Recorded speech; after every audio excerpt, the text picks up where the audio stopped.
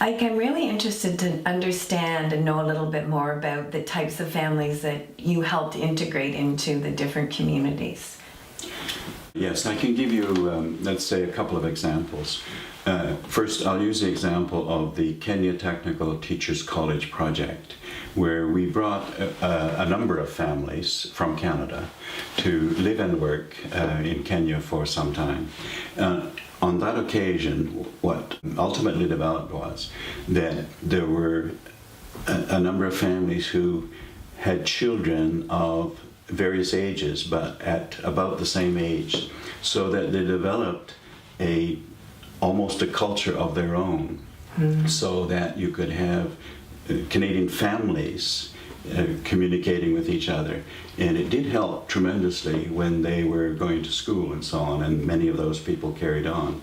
The other example I would use is in the Philippines, where we had, again, quite a large number of Canadian families coming to live and work.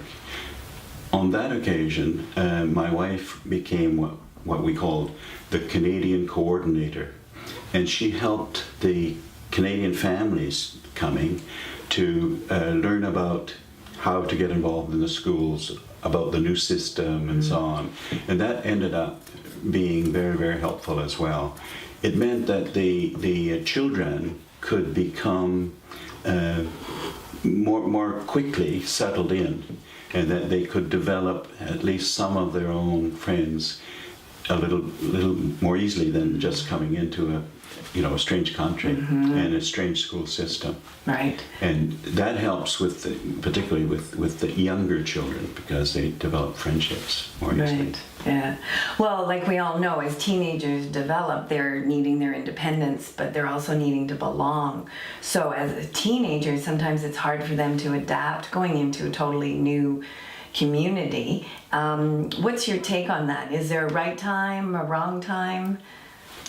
Again, based on our experience, I would say that teenage children may find it very difficult to make the transition, because for them it's very difficult to give up friendships, because it seems that they think that they're giving up their friends forever, although we know that they're going to continue their friendships, but at the time it becomes extremely difficult. So teenagers find it very difficult to make the transition between cultures, whereas with the younger children they're more flexible, and they have much more opportunity to develop their new friendships when they move. Yeah. But for teenagers, it can be very, very stressful. Right.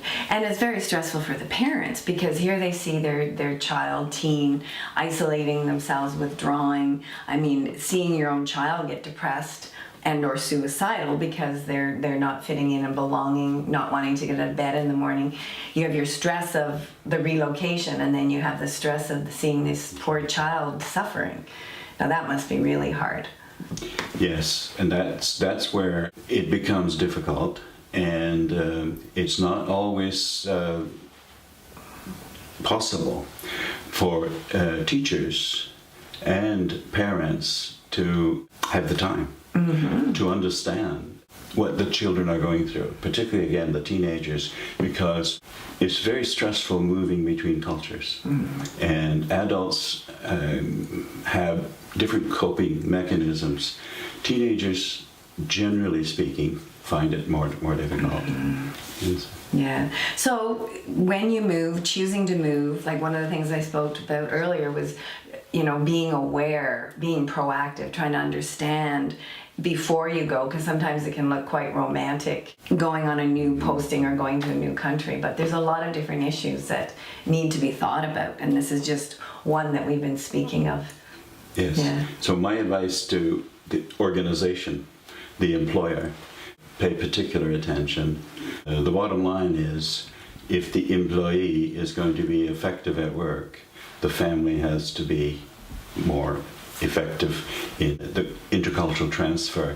And so for that reason, I highly recommend that the family should be interviewed, not just the employee, and that briefings before the posting and of course attention during the posting as well, to the family rather than just to the employee. Right. Good advice. Okay. Great. Good. Thank you.